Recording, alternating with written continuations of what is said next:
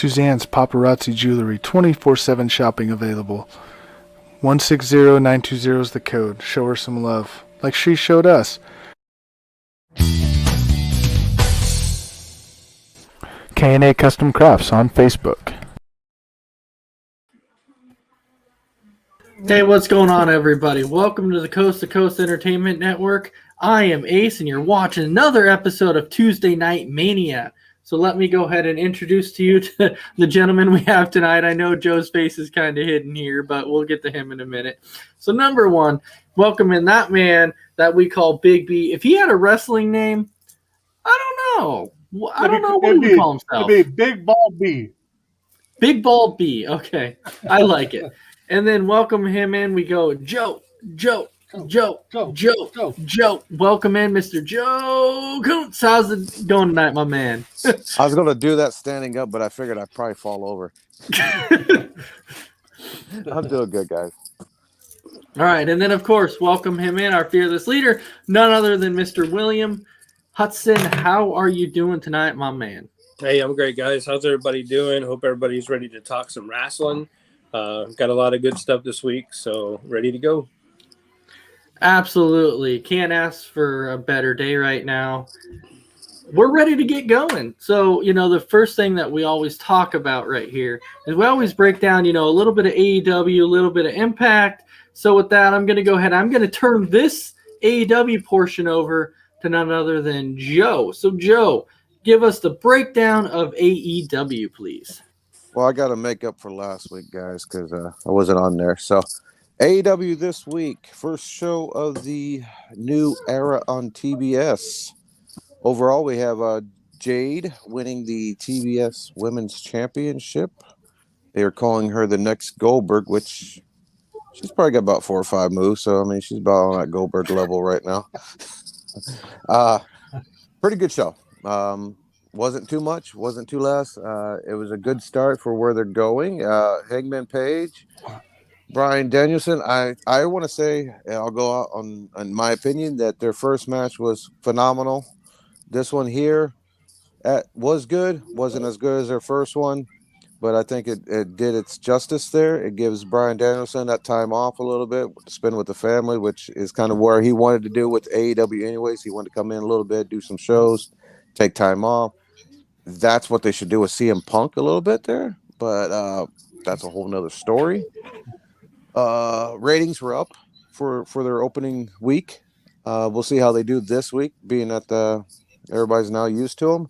Rampage's numbers were up again this week. I think Hook is going to be a future superstar. He's over like Rover. And I missed Battle of the Belts on Saturday. I forgot to record it, actually. I forgot that was even on, so my bad for AEW on that. I seen that they have a interim champion on Sammy there, and I don't quite understand that because wrestling is not UFC or boxing, so I don't know why we have an interim champion on television, being that Cody's only out for a couple days with COVID there, so he should be back this week. So, I mean, they didn't strip Roman when he had COVID, so we don't have an interim Universal champion. But overall, their ratings were up this week. Really good, actually. But I'm sure that this week they'll fall back in line. All right. So thank you for that AEW recap there, Joe. And then, of course, so Will, before we get to the whole Impact recap, so I've actually been hearing a lot of positive talk about Impact, and people are talking about how good the recent pay-per-view of Hard to Kill was. Like, a lot of people have been talking about it and saying that some Impact fans have been like, they feel like Impact is kind of on the upswing, especially over the last couple weeks. But it's going to be very interesting to see that. So with that, Will, go ahead and give us your thoughts on that and the Impact recap. I agree, and they have a lot of main eventers there now compared to what they've had before. They took a lot of WWE card, and they've got some great talent there. Matt Cardona, I was never a fan of Zack Ryder, but Matt Cardona as Impact World Champion as of this past weekend, pretty big impact there. Mickey James with the Texas Death Match, hell of a performance there, incredible. Future Impact World Champion Jonah who was Bronson Reed in NXT. That guy's incredible, absolutely incredible in the ring, and even nicer guy outside the ring. I had the chance to meet him back in December in Philadelphia, and the guy's just truly down to earth, truly incredible, and I see big things for him. So I think him leaving NXT, getting cut from WWE was a humongous mistake, but hopefully he'll be there in Impact, and he'll really hone his craft, and he'll go on to be a world champion in Impact, and then hopefully back in WWE or AEW or somewhere.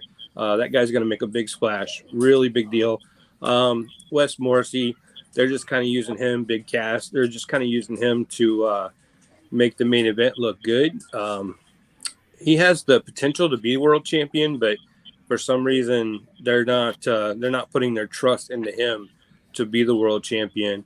I don't know. Overall, I would say Impact was probably one of the better shows in the past 6 or 7 months that any wrestling has had. So I would highly recommend this. What was it? Hard to Kill. I think it was Hard to Kill. Yeah, really good event. Really good event. So also too, if you ever get the chance to check out the NWA, I think it's called NWA Power. Is their television show. Really, really good. And my favorite person on there is Tyrus, the TV champion, the NWA TV champion. Absolute favorite of mine is Tyrus, and I'm supposed to meet him in March, so I'm really looking forward to that. Meeting him, I'm not usually excited about meeting wrestlers because I've met so many of them, but I'm literally looking forward to meeting him like a lot of people would be looking forward to meeting Hulk Hogan, because I really think very highly of that guy. Yeah, wasn't he WWE's? He was Brodus Clay. Brodus Clay, yes. Yeah. Which is interesting when it comes to Brutus Clay, because I actually heard a lot of negative stuff about him, especially on the WWE side. A lot of people talk badly about Brutus Clay, saying that Brutus Clay, in his time in WWE, the guy was nothing but a big bully and picked on everybody. I don't know if any of that's true, but this was stuff that was always talked about, especially interviews that Hornswoggle did. That Hornswoggle was like, yeah, Brutus Clay to me was always just a big bully. He just picked on me every chance he got. I don't know if that's something that you guys have heard or not, but that's something that I have heard myself. I never heard that. No, I heard he didn't like his character in WWE, so that could have been a factor. The Funkasaurus. Yeah. The Funkasaurus, Brutus Clay. Somebody call your mama. All right. That was pretty cool. Yeah. All right. So the one thing before we get into the NXT 2.0 shakeup, the one thing that I was going to bring up really quick, just to see, just to kind of get your guys' thoughts on this, to see how you felt. So they actually had a list that came out of the top 10 wrestlers of 2021. God dang it, Ace. And that was what I was going to say. And so they started out at number 10 with Jonathan Gresham from ROH. Is anybody really familiar with him? I don't really know too much about Jonathan Gresham. Yes, I watch ROH for what it is, because they had no audiences other than a couple pay-per-views this year. Overall, he is their ROH World Champion, which I think is kind of the intern, but he's going around calling it the pure. He's doing pure rules, and he's actually defending it all over the place. He just defended it on Impact's Hard to Kill. Very, very underrated guy. He's very good at what he's doing right now. I think once they get a crowd back, or where they decide to go, he's starting his own wrestling company, which is Sellout in Atlanta. He's married to Jordan Grace, and he should be 10 just because ROH didn't do a whole lot. If ROH was doing more throughout the pandemic, he'd be up there a little higher, but he's doing very good. So we do have a question from, I want to say Wilson. I'm sorry if I say your name wrong. He's saying, what exactly are pure rules? Pure rules are no fist to each other. They have three breaks that they're allowed to do. So if you're getting pinned and you use the ropes, that's classified as one break. If you're in submissions, you're allowed to, get the rope break. Same thing. After those three, so say you're getting pinned on after you used all three of those up, and you reach out and grab the ropes, they don't break the rules on it. But pure rules is more like chain wrestling, no hitting in the face, just really old school amateur style wrestling. Okay. All right. And then, so number 9 on this list, they actually had Josh Alexander. Yeah, he just beat Jonah this weekend. Mhm. Number 8 is Cody Rhodes. Then number 7 was Dr. Britt Baker. 6 is Big E. 5 is Bryan Danielson. 4 is and I know I'm gonna say this right because it's New Japan. Shingo Takagi. The former New Japan World Champion. Yeah, Shingo. him. Shingo. and then three Bianca Belair, and then 2 Kenny Omega, and then number 1 of 2021 they had Roman Reigns as the top one. Oh, that's not the list I saw. I seen one that had Hook on there. That's the one I was going to bring up. I was like, no, Hook's only had like 3 matches. He Yeah. can't be up there yet. Yeah, That's the one I was talking about. Yep. So Wills is saying thank you for explaining the peer rules. Absolutely, anytime. So the list that I just said, is there agreement on that list, or is there some disagreement? No, because I seen the award show last week. Man, Omega is the wrestler of the year. Will. No, I would disagree. Omega should be up there somewhere. I mean, Omega was not the wrestler of the year. Roman Reigns was. No, that was your award show. My award show has Omega on there. More title. Oh, is this kind of like better the matches. NFL debate on who's going to be the MVP? Is it going to be Omega? Big B, I don't recall Ace or Joe being here for the award show. Do you? Yeah. No. I don't either. I hit it in the comments. You didn't read my comments last week. All right. Well, In my anyway. defense is my 23rd wedding anniversary, so I couldn't be Yeah, there. you got to decide the wife or wrestling show. You know what? Yeah. It was the first that's annual why I Tuesday Night that's Mania why I stay Awards. married. There's no defense. Yeah. No, There's they're all no good things. But I mean, the list that Ace just read out, I'm okay with it. I don't know where Kenny Omega is on the list, but you know, Kenny the Omega list was 2. I saw was 2. Omega was 2. I'm sorry, I must have been deaf that time, but but the list I saw that Joe was referring to had Hook as the number 1 for 2011, and it's like whoever made this list could just go and Hey, we were talking about NXT 2.0. What do you guys think about Regal getting released? Yeah, so that's crazy. This whole shakeup has been freaking. Now, I don't know if there's I've heard that there was some rift between kind of the McMahons and Helmsley. I don't know, but it's interesting how they're doing this whole shakeup. Samoa Joe, he's gone again. Regal's gone. Bruce Pritchard is actually running NXT now. Yeah, I don't know what to think about it. I really don't. So out of everybody that got cut there, I think the biggest loss for them is 100% Regal, because Regal did so much behind the stage, behind the works, helping people develop and build. I think he's probably the biggest loss for him. I think it's terrible. Road Dogg, I know a lot of people like him, and I know a lot of people love them as New Age Outlaws, but I don't really mind seeing him gone. But, Regal, I was really surprised about. And, Regal is such a class act person. I don't know if anybody read his tweet or not, but his tweet was basically, I don't have anything bad to say because, they supported me and helped me take care of my family for the past 20 plus years. And, the guy's a hell of a class act. So definitely give a big shout out to that guy. I think he's going to land on his feet somewhere, and he's going to do just fine. Yeah, and I thought that Regal was actually one of their best coaches that they had, though, too. Yeah. He was, and when they did away with this new NXT, say they want to develop their own wrestlers instead of looking for independents, that's what Regal was doing, was looking at those independent stars. This whole 2.0, you got to look at it this way. Unfortunately, the Triple H era of NXT is over because everybody that he's brought in is gone, excluding Shawn Michaels. Nope. And I wouldn't be surprised that we don't see Shawn down the road gone.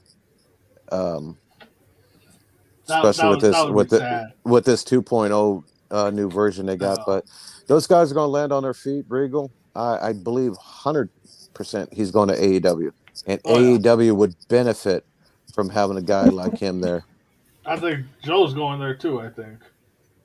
Joe is. I Yeah. think so too. He wants to wrestle again, and I don't. WWE wouldn't clear him. Yeah. So yeah, it Oh, was a shocker to see those guys the go. guys had numerous injuries. As respectful as I can say it, I mean, every time the guy gets in the ring, he gets injured. So, maybe his place is not in the ring anymore. And, unfortunately, sometimes that happens. It happens in every sport. You get knee injuries in football, knee injuries in basketball. You get injuries in every sport. And at some point, it's time to not be in the ring. And there's a lot of much younger talent that needs to be in the ring and be put over. And there's only so much, time on a television show for them.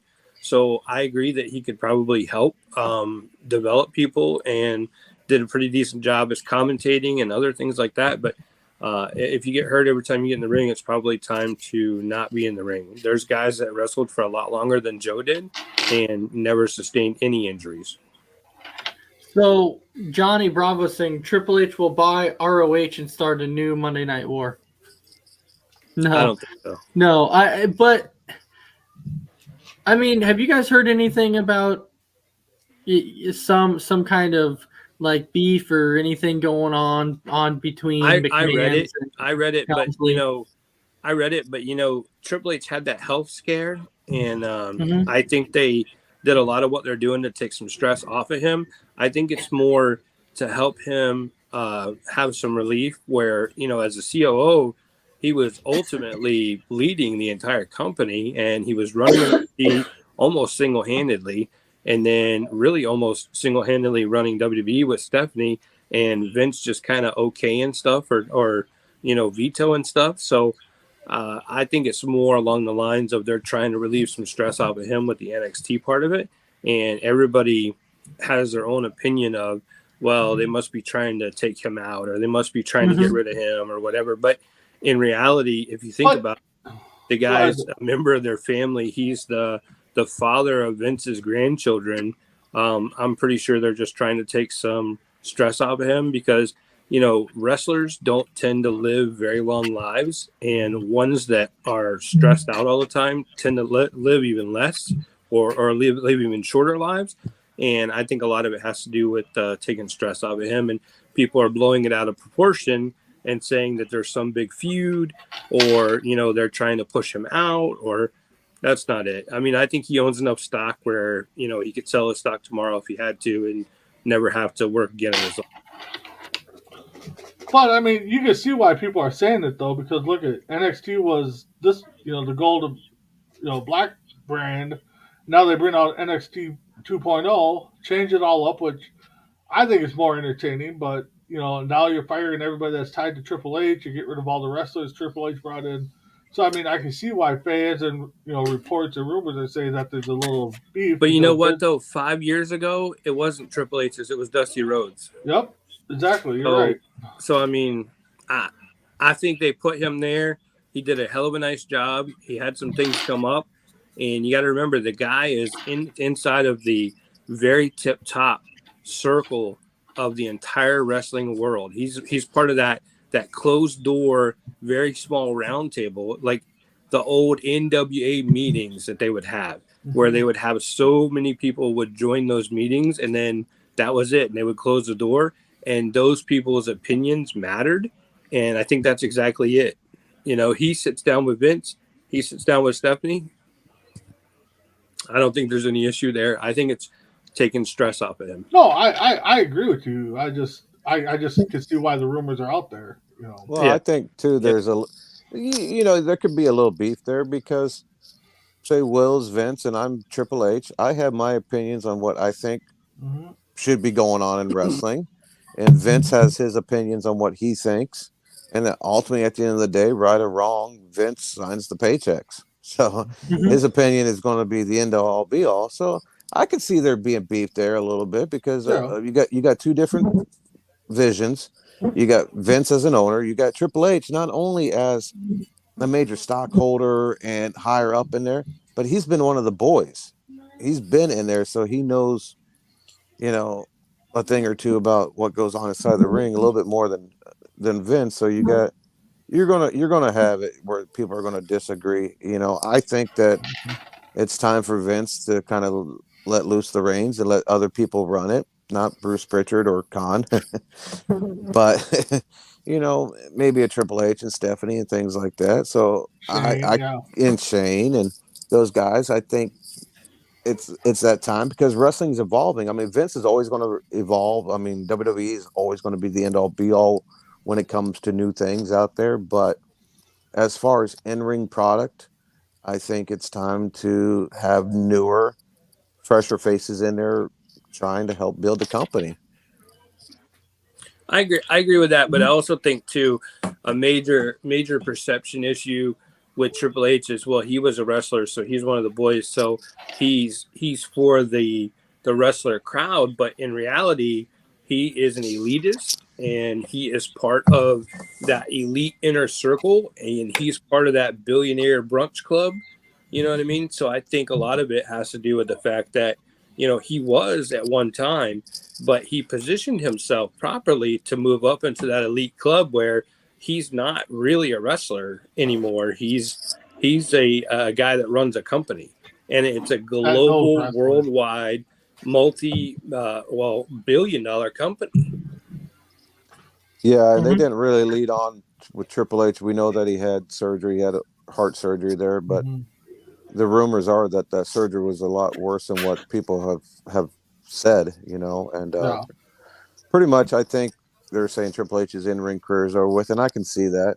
Right. Yeah, and Unless something really cool comes along that makes him get that one more itch to do something, but we can might as well say the Triple H era of wrestling is over.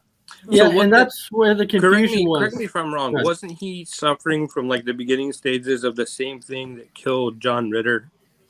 I think so. Yeah, and they caught So it. Thank goodness. So, I mean, ultimately, Mhm. at his age, that could have killed him. John Ritter was an actor on a TV show who was in the middle of acting and had his episode and died right then and there. So, again, I think a lot of it has to do with stress and anything, especially at that age. I mean, he is getting older. He's not 26, 27 years old anymore. When you're getting older, anything to do with the heart, it's time to take care of yourself and it's time to reduce stress because stress is a major killer, and putting that stress on the heart, not good. Well, Well, like yeah, Eric because Bischoff said on his podcast, he goes, they go in like for him just overseeing the WWE at the time on SmackDown. They go in there at 9:30, 10 o'clock in the morning. They wait around all day, drinking coffee, eating a little bit, waiting on Vince. You write the whole entire storyline out. Then he comes in there, changes it, and then after the shows are what say Eastern time, 10 o'clock, 11 o'clock at night, you're not getting on the plane until 2:30, 3 o'clock in the morning, getting back to say Stanford, getting 2 or 3 hours of sleep, back in the building the next day. You're running almost 7 days a week, Yeah. nonstop. It's a machine. Well, and then he works out at 4 a.m. and then when he gets home at night, he works out again at like midnight. I remember seeing the special on him and Stephanie, how their schedule starts out the day with working out in the morning for like 2 hours, and then at the very end of the night, they work out for like 2 hours. So, I mean, all that stuff takes a toll on the body and on the mind, and I think it has a lot to do with that. yeah, and I know at one point, they actually asked Triple H, and somebody's like, "Oh, I would love to train with Vince," and Triple H goes, "No, no, you wouldn't." Right. And Yeah. they're like, "Why?" And Triple H is like, "Because Vince is a freaking animal. He's a monster when he works out, and like you don't want to work out with Vince because he gets up at 3:30 in the morning, works out, and he just and he's like he's a killer in the gym." And so I think with Triple H, it could be that. But, going back to what you're saying about the Triple H thing, at the very beginning when he had this surgery, that was the first thing that I actually heard was that it wasn't serious. But now it seems that's a little bit more serious than what they're leading on to. Right. All right. So jumping into our next one, which is basically, have you guys heard any rumors? And so, Big B, I'll start out with you. Have you heard any rumors? Any current? Well, I know there's been a leak, or I should say a leak, because we all know that Royal Rumble's coming up, and WWE's opened that forbidden door, as we call it. Mickey James will come in the women's wrestling for the Royal Rumble as the Impact champion. And now I saw a rumor that they're opening it up for another male athlete or wrestling figure to come in. They haven't released the name, but a lot of people are saying moves from Impact to kind of open up that Roman Reigns feud, which I see Joe shaking his head no. I honestly think it's going to be Mickey James's husband from Impact or NWA Power, Nick Adidas, I think his last name is. So Adidas. yeah, that's what Adidas or whatever. It's all this. Whatever. Adidas. That's awesome. Stuff like that. Right. So, but, We're gonna get kicked off the podcast with copyright. yeah, no, that's who I think it's going to be. I don't think it's going to be Moose, but who knows? And then I saw something else too that now they're throwing out the idea that they're going to let anybody, any athlete or celebrity, enter the Royal Rumble this year. So Gotta sell those tickets, baby. yeah, we got to see what's going on. So that's what I've heard recently. You know what would be the biggest shocker for a Royal Rumble is in the women's Royal Rumble if Britt Baker came out and entered the Royal Rumble. Oh, that would be huge. Well, a name going across is Melina right now. Mm-hmm. But for the men's side, while I was shaking my head, no, I think we're going to hear some Fozzy going across that stadium, and we're going to get a nice little Judas going across there. I think Chris Jericho.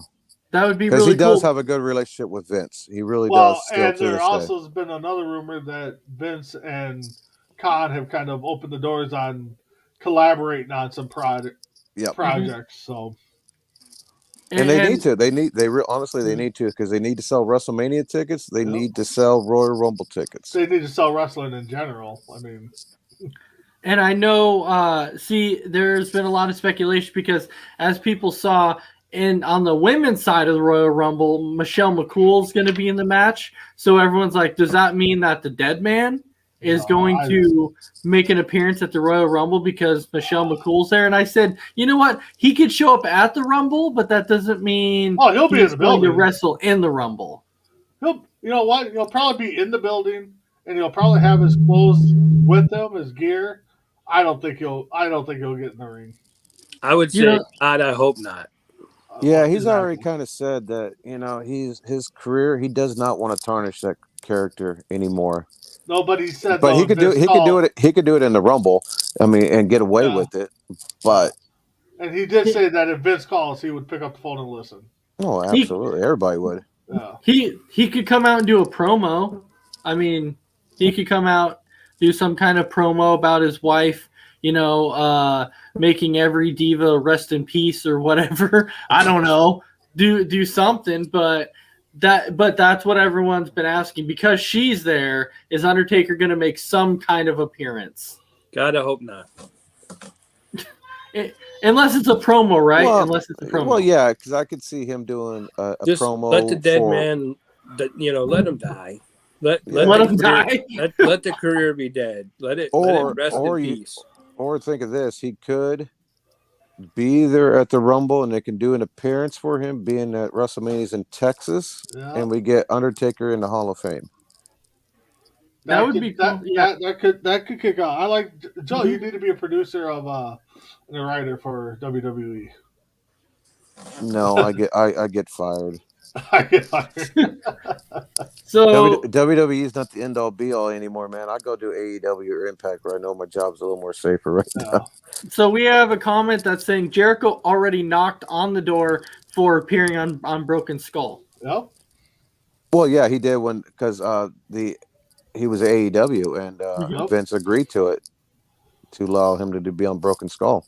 Yeah, and I think did Stone Cold come out and say that he pitched it to Vince thinking that he would just shoot it down, and he went for it. That sounds like a great idea. Let's book it. Yeah. Another rumor is WWE's in a lawsuit right now with MLW Wrestling out of Florida here. For what? Yeah. They're saying WWE messed around with Vice TV trying to get where MLW couldn't be on Viceland anymore and on Tubi. I guess that's a another subscription on Roku and stuff like that. So they're saying WWE is tampering with their business. Yeah. That's so weird. It's on there right now. WWE's responding to it by saying they feel like they've done nothing wrong. But MLW has filed a lawsuit saying in federal court, and it's ongoing attempts to undermine competition and monopolize the professional wrestling market by interfering with MLW's contracts and business prospects. And the people that run MLW, well, Court Bauer used to be on the writing staff for the WWE back in the day. So weird. Huh. Yeah. That's crazy. Because MLW tried to go to Fox at one point, which Fox would never bought MLW. MLW is a small market down here in Florida, so Fox would never have bought MLW. I mean, you got MLW or WWE, you're going to buy WWE all day long. So Did you just say down there in Florida? We're in Florida. MLW is based out of Orlando. No, I know. You said down there in Florida. I'm like, we're in Florida. Well, Yeah, you two are. they're not. They're in Minnesota. You I'm just in- said, I'm in Oregon. And he's in Oregon. Yeah. Down where? So, because Chris is also mentioning, though, too, that Paige is hinting at making a return at the Rumble. Hey, if Nikki Bella can get cleared, Paige probably can get cleared at this point. I was very shocked on that one, honestly. I thought Nikki was done. if Daniel Bryan can wrestle, so can Paige. And another one is Corey Graves. He's looking to try to get back into the Rumble too. He was out with all those concussions. Yeah. Yeah, I would actually like to see, because I never actually got to see him really wrestle much. So I would like to see, exactly how talented he actually is. Well, you can ask Carmella. I mean, Well, if it wasn't a WWE watered down version, and you look at some old YouTube stuff, you'll see that Sterling James was his name. That's what you got to look up. And, Sterling James, okay. And I will definitely look that up. his brother is his brother is Sam Adonis, an independent wrestler. So they had a pretty good team going did on. Graves get hurt before NXT became a TV show, or did he get hurt during that?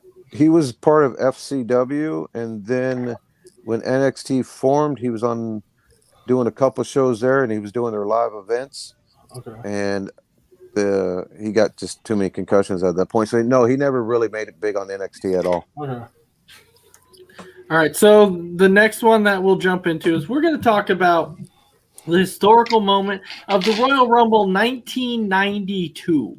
And so we'll go ahead and kick us off. 1992 historical moment. So the 1992 Royal Rumble was extremely historical because you got to remember at the end of the summer of 91, Ric Flair comes in from WCW with the big gold belt, proclaiming that he's the real world champion, and they had Hulk Hogan there as the world champion. So you go a little further into the year, you go into Survivor Series 91, Hogan drops the belt to Undertaker at Survivor Series 91 because of Ric Flair's interference.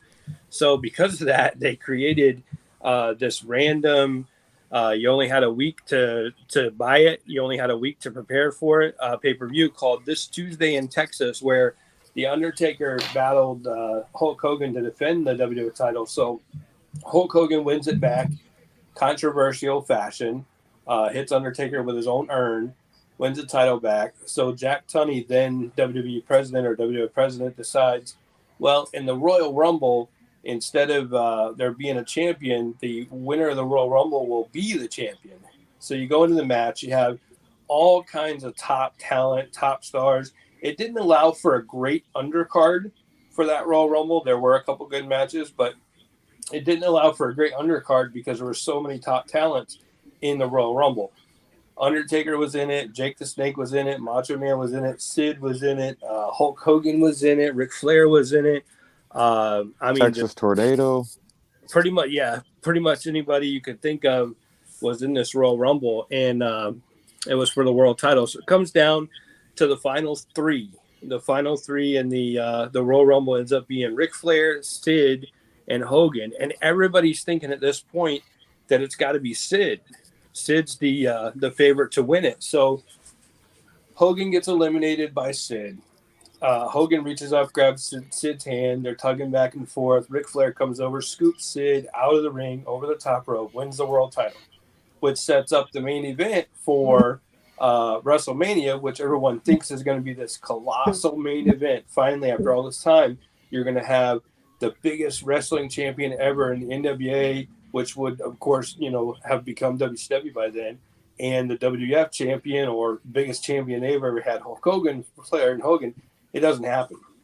It does not happen. You end up having Ric Flair and Macho Man for the WWF title, and you end up having Sid and Hogan in a double main event. So, this humongous buildup that went on for months and months and months doesn't happen. Why is that historic? Well, if you think about it, first time Royal Rumbles ever had, the stipulation of whoever wins is going to be champion. And they did it to build up this humongous card, but they ended up having Flair and Hogan wrestle each other in Madison Square Garden, and the fans aren't into it. They're just not that into it. They think they have this dream match of a lifetime. The fans aren't into it. So they scrapped the idea of WrestleMania 8, which would have been Hogan and Flair, and they went on with other plans. Other matches on that card that are notable from Royal Rumble 92 are Rowdy Roddy Piper versus the Mountie. Rowdy Roddy Piper wins his only championship in WWF that night from the Mountie. He wins the Intercontinental title, goes on to WrestleMania 8 to defend it against Bret Hart, and puts Bret Hart over clean at WrestleMania 8, and then leaves WWF. All right, Joe, any follow-up?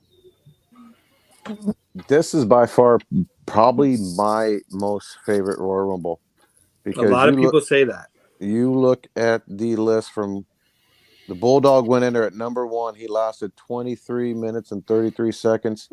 He's a Hall of Famer. I mean, you look at this list of talent in there of who's who, and more than half of these guys in there are Hall of Famers or soon to be Hall of Famers. Ric Flair had 5 throwouts in that match, and Sid Justice actually had 6 in that match. And somebody got eliminated twice, technically. Sid Justice had the most eliminations that night. Eliminated twice? I can't remember, be honest with you. Savage jumped out because he was having a feud with Jake the Snake. Jumped over the top rope, but technically would have eliminated himself, but then they allowed him back in the ring because for whatever reason. So yeah. And then Undertaker ends up dumping him out. Yeah. Yeah. Because here's a little description of it. Savage eliminates himself shortly after eliminating Jake Roberts by jumping over the rope. However, they let him return to participate. But yeah. Yeah, there's 2 different contradicting things. Like in Ric Flair's book, he says he didn't know he was winning the championship till he got there, and he thought that with him drawing number 3 was way of Vince showing his showcasing his skills and stuff like that. Bobby Heenan's book, which I have both of those books, Bobby talks about how he suggested that Nature Boy go in there at number 1 and go through the Rumble that way, showcasing his talent as well too. And I think Vince said no on that, and then they went with the number 3. So depending on who you want to believe more on that, either way it goes, it was a showcase of showing Ric Flair. One of the best part of that match was the commentary from Bobby Heenan and Gorilla Monsoon, and Bobby Heenan screaming on the headset, screaming, "This isn't fair to Flair. This isn't fair to Flair." Remember that? That was hilarious. If you don't remember that or you haven't seen it, go check it out. Royal Rumble 92. Watch the main event. Watch that match. Absolutely outstanding. Bobby Heenan and Gorilla Monsoon, in my opinion, the greatest commentator team of all time. Oh. And his promo afterwards saying that this was the greatest moment with the tear in his eye. Yeah. I feel that was Ric Flair's crowning moment too, because he was NWA for so long and everybody knew that. Yeah. And for him to come into, per se, the number 1 company and to win their championship says a lot, because at that point, and I may be wrong, but nobody went from NWA to WWF to win the championship like that. They always went from WWF to NWA or WCW and win it. Uh, but they wanted Hogan and Flair, but they just weren't drawing on the pay per view or on the house shows, and the fans weren't buying it. And then just think, a couple years later, WCW does the biggest pay per view sell ever at the time. We got Bash at the Beach, and then we're off and running. A couple years later, the NWO, and so many things came out of that thing. But that is probably my by far greatest Royal Rumble ever. Is that one? And that's one of my favorite pay-per-views of the year is the Royal Rumble. I love the Royal Rumble. And I always thought that it may not be talked about a lot, but one of the best rivalries I always thought was Hulk Hogan and Ric Flair. Those were that was an absolute rivalry that every time they wrestled, you're like, I gotta watch it. I gotta watch it. I, for one, though, weird, like growing up, I was one of those typical kids who was a huge Hulk Hogan fan, but I wasn't really much of a Ric Flair fan. So every time I saw them, I'm like, Hogan's got to beat Ric Flair. I'm not a huge fan of Ric Flair. And then when Ric Flair won the Rumble, I'm like, no, that's not right. That's not right. That can't happen. That cannot happen. That's the whole thing is that, you're either a Hogan fan or you're a Flair fan. I mean, back in the day, because you either watch WWF or you watch AW or NWA or WCW before they merged together. So, yeah, you're either Flair or Hogan. I mean, so yeah, that definitely when they got in the ring together, it was split on the fandom. Yeah, and you look at Flair's WWF title runs, both of his championship runs there. They weren't really that great. If you look at it, he didn't really have great matches with anybody. And I don't know if it was just because of his style compared to what he was used to and WWE style. But look, going into WrestleMania, he didn't really feud with anybody a whole lot with that WWE Championship. He lost it to Macho Man. Macho Man wins it, and then months later he wins it back, and then he loses it to Brett, and then Flair's gone. Yeah. Not too long after that, first Monday Night Raw, he loses to Perfect, and he's back A off Lawler fan. He's back off to WCW, and I remember when Ole Anderson said, "What am I supposed to do with you now? You lost to Mr. Perfect on television." Well, I know one thing that I've always heard though about Ric Flair is that even if you weren't a Ric Flair fan though, there was quite a few people that used to always tell me and be like, "But he was such a great in ring performer," and I'm like, "Was he really?" I mean, I wasn't a huge fan of his in ring skills. I'm not saying he wasn't like one of the greatest to ever wrestle, if that makes sense, but I don't think his like in-ring skills was all that great. Well, you watch Ric Flair, and every time he wrestled, he did the same moveset every night. Every night. 60 minutes, same thing. Every night.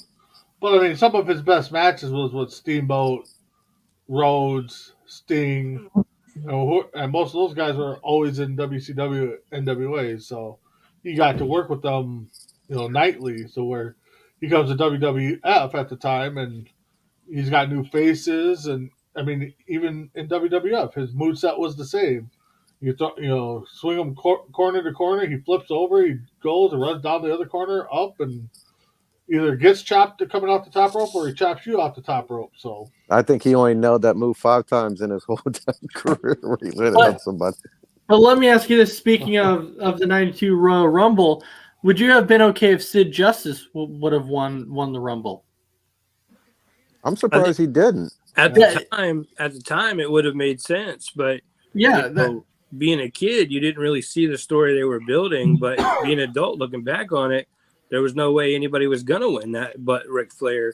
But talking about Ric Flair's skills and in-ring ability and all that stuff. Yeah, he used the same moveset all the time, but as far as technical wrestling, watch the matches with him and Sting, any match with him and Sting, especially. I've talked about this specific one before. Go back and watch Clash of the Champions from June of '94 against Sting when they unify the title. One of the best matches I've ever seen in my entire life. So he definitely was one of the best, if not the best or greatest of all time with wrestling.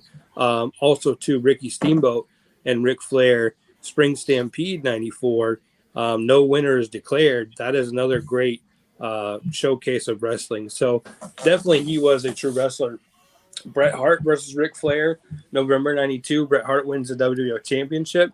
That was Ric Flair's best WWF match, above and beyond all. That was his best match when he lost to Bret Hart. Ric Flair Yeah, had great matches when he lost. Yeah. yeah. All And right. Brett said that was his worst match. He never did like that match with Flair. He thought Flair was stiffing him the whole time. All right, so going into our final topic of the night, we're going to do our topic here, which is Razor Ramon / Scott Hall. So, Will, if you kind of want to say kind of where you wanted to go with this, because I wasn't really sure exactly what were you just talking about, how his overall career was? Yeah, just talking about like we did with Kane, talking about our overall impression of the wrestler. Razor Ramon comes onto the big scene. Of course, he'd been in AWA and he did a little tiny short run in WCW and really wasn't doing anything. And, in his career, he was kind of planning on going and getting a job and leaving wrestling and not continue to be a wrestler. And then, finally it works out for him. He ends up going to WWF in mid 92 and the guy becomes like an overnight superstar, so that was kind of the thought process with talking about, the career of Razor Ramon. And, we like to showcase individual wrestlers and individual talents. So I wanted to kind of talk to you guys about your memories and your thoughts of Razor Ramon. The guy only ever had a couple or less than a handful of world title matches, never became world champion, but at the time he was a 4-time Intercontinental champion back when that didn't happen. So in my opinion, and a lot of people's opinion, he's the greatest Intercontinental champion of all time. So what are your thoughts on Razor Ramon? Well, I thought it kind of was a tragedy in a way that Razor Ramon was never a world champion. However, there was a lot of talk about saying, that Razor Ramon was one of those guys that did not need the world title to be relevant. He was just kind of one of those guys like the Miz or somebody like that who can just kind of stick out and be the guy without having to actually hold a world title and stay relevant. So to me, though, I still would have loved him to hold a world title. I think he deserved it. And I think at some point in his career, he should have at least given him one lengthy run. At least give him one run. That's all I ever wanted. But still, I still think that when you think of Scott Hall or Razor Ramon, absolutely, because he was one of the guys, I believe it was him and Shawn who had the very first ladder match. And if you remember that, that ladder match was amazing. It was for the Intercontinental title. So Scott Hall. First ladder match on a pay-per-view. Okay, first ladder match on a pay-per-view. So right. I will say, though, I do agree that Scott Hall's probably the greatest Intercontinental champion of all time. All right, Joe, how about you? I agree. I mean, Scott Hall in the WWE, he had the Vince McMahon look. He had the body. He had the charisma. He could cut a pretty decent promo. I mean, he had all the skill sets. Why he was never a champion in his early days of the WWE is still mind-boggling to me. I can understand when he was getting ready to leave to go to WCW, he was having, his extracurricular activities were starting to take place. And you don't want to put a championship on somebody that's going to represent your company. You just don't know from 1 minute to the next whether you're going to get that phone call that he's going to be in jail or something like that, or getting pulled over like RVD and having Sabu in there and getting in trouble, things like that. But his early days, I could have seen him as a champion. I think they had like pictures going around with him walking around with that winged belt, which I think is absolutely the best looking WWE belt of all times, and he looked good in it. And it's just a shame that he never did. I can understand the WCW because he had just so many outside problems there, so I would never put the championship on him there. But you can even go back to his AWA days. He had the Magnum TA mustache going on. He had that body and that look there too, but he was green. But go back and look at those things and follow his career from there all the way through, because when he first came in, he was known as Starship Coyote, which is definitely not going to get you a world championship.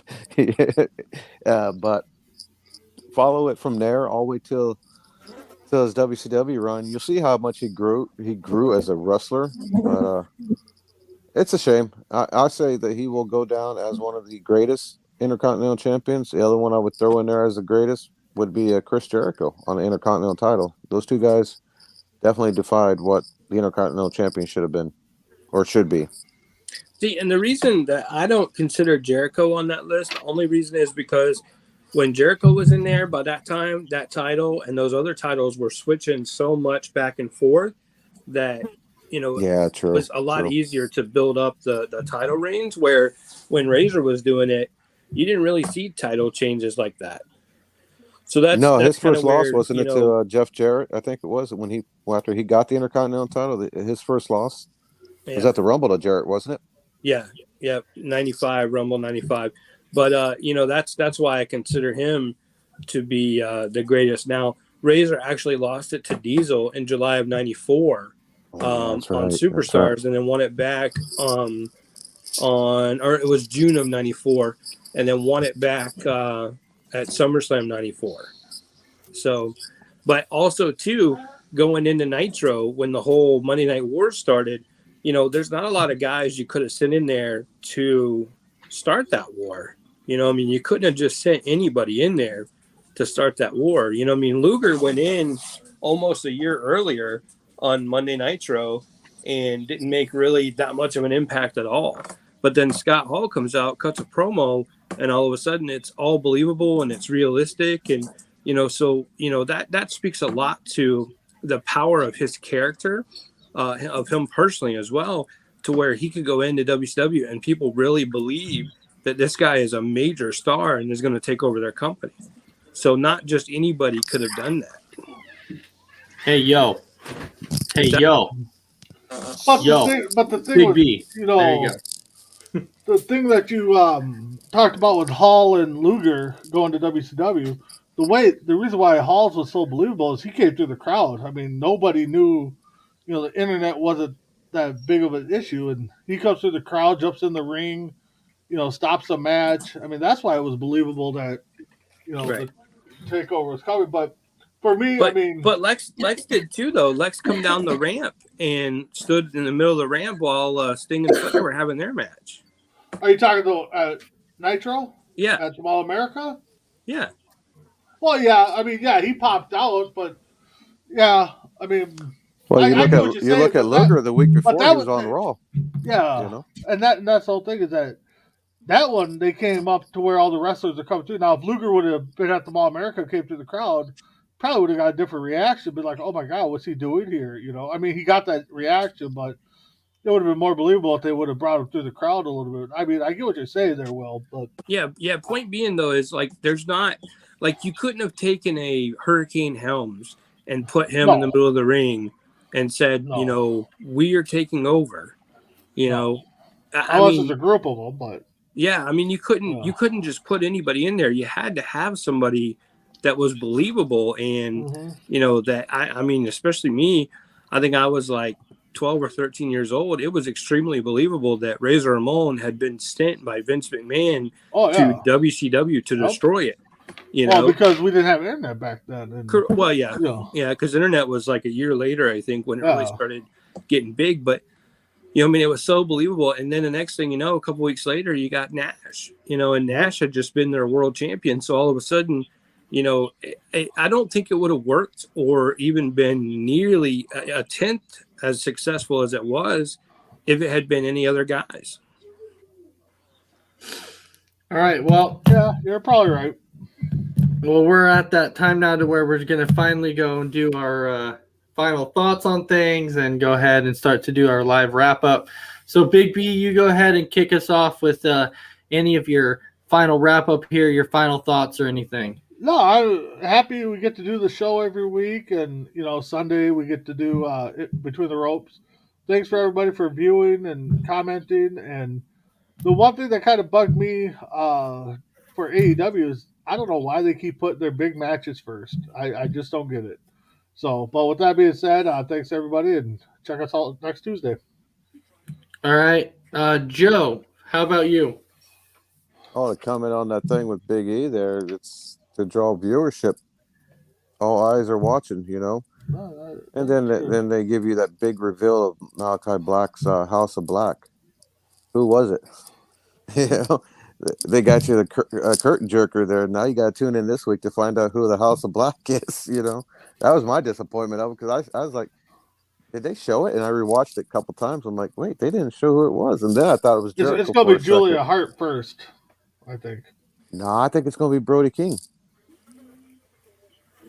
Or Griff, because you remember he's not been on TV since the Mist. But overall, I enjoyed it, guys. I enjoyed watching the comments last week. I watched it and I was making comments afterwards. I'm like, gosh dang it, none of my picks got picked. Man, I still think Britt Baker and Thunder Rosa's match was almost match of the year candidate right there, guys. But that's just my opinion. Goldberg's the wrestler of the year. RK Bro lost finally, thank God. Match of the year, like for me, one of the greatest matches of the year was Walter and Dragunov in NXT. That was a fantastic match, man. Sami Zayn's going to get thrown out by Johnny Knoxville. I can see it happening now. Oh yeah, absolutely. Kane makes a surprise appearance, and Johnny Knoxville gets chokeslammed 10 times like Pete Rose did. And actually, we got a guy, Dragon Viper Randy. The match I want to see him in is he's calling out Brock Lesnar. He wants to punch him in the face, and he said he's not scared of him. So that's a match I want to see coming up soon. Yeah. Yeah. All right, Will, how about you? It's always good. It's always good to discuss this stuff. It's always fun, enjoyable. Huge shout out to Top Rope Collectibles. Thanks for all the support. Sincerely appreciate it. Hope to see you guys in our next couple live sales. No sale this upcoming Sunday, but tomorrow I'm going to have a live sale early in the morning. It's going to be autographs only. And then tomorrow night, I think it's 7 p.m. Eastern tomorrow night. I'll have to double check on the time. We're doing a garage sale, which is mostly like toys and different things like that. So you'll see a lot of different random stuff, a lot of sports stuff you don't normally see during our wrestling sale. And then this Sunday, there is no live sale, so we'll be back the following Sunday night. So huge shout out to TRC. Thanks to everybody for all the support, and hope to see you guys pop into the live sales here coming up.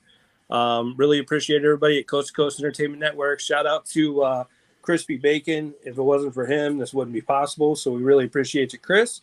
And that's all I got. Yeah, I saw you do a pop-up sale the other day. I was taking my kid to school because over here at that time when you went live, I think it was like 7 a.m. my time.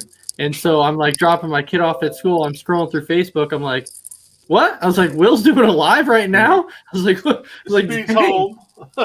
Well, it's evening for the international buyers, so we try to do it every once in a while so we can get some of the international buyers to join us and so they can see what we have too. That makes sense. I was just curious because I'm like, when do they ever go live in the morning? I was like, that was so weird. Yep.